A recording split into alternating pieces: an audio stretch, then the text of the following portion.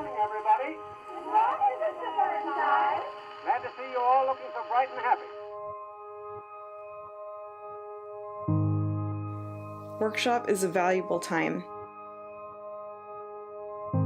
Students need time to practice all the content they're explicitly taught.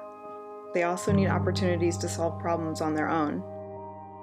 Kids like to work by themselves. They learn more quickly from each other and by explaining steps to another rather than by me helping them every step of the way. They go to their workshop for the day because it's fun. They stay there because they know they're going to be held accountable, and they try their best because they know they will have to share it with their peers and get feedback.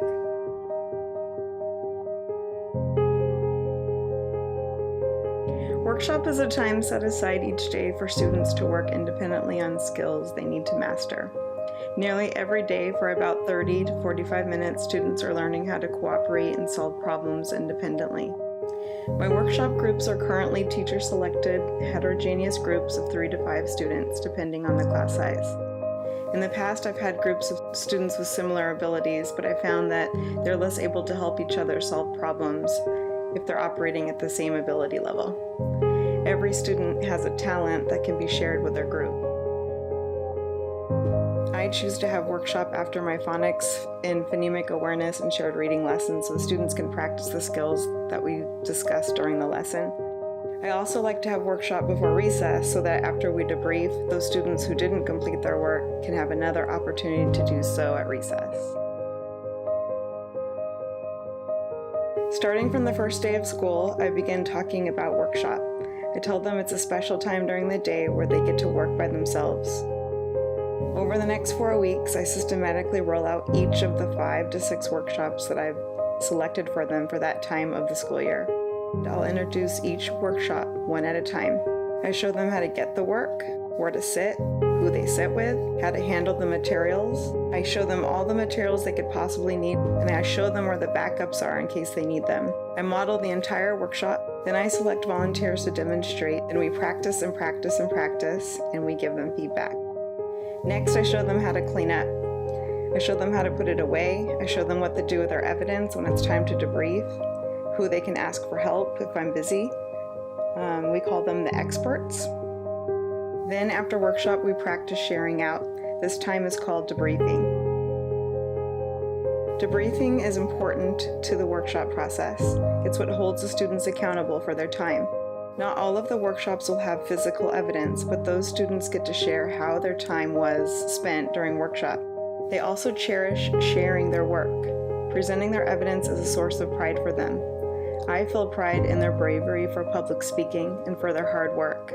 My favorite part of debriefing is the astonishing ways they find solutions to their problems, all on their own. I need workshop to teach smaller groups and guided reading. I can't be bothered during workshop, so our class rule is that when the flashlight is on, Miss Michelle is at her workshop and you'll have to ask someone else for help or solve the problem yourself. It takes a lot of practice and there are consequences to breaking the rule. But if you're firm with your protocol, they will do it. I simply point to my giant flashlight and remind them with nonverbal cues. Some workshops that I pick out for the beginning of the school year, anything that has to do with letter ID, letter matching, ABC puzzles, ABC Go Fish, or ABC memory. For the middle of the school year, we're focusing more on letter formation and sounds, so those workshops are organized with that goal in mind. There's letter ordering, words their way, but sound sorts, making sight words, handwriting practice. Sometimes I have them pretend to be the teacher and they do flashcards for each other. There's word puzzles, sequencing, and for the end of the year, there's sentence writing, sight words go fish, sight word stamps, story writing, words their way, word sorts, sequence writing. Usually for a workshop, there'll be a computer workshop, some kind of reading workshop, which could be library, big books, or special books, and a listening center. Those 3 always stay the same, so that means I have to determine 3 other workshops that focus on the skill that's appropriate for that time of school year.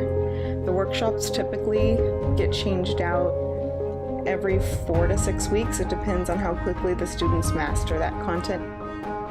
Workshop is often the student's favorite time of the day. Outside of recess, of course.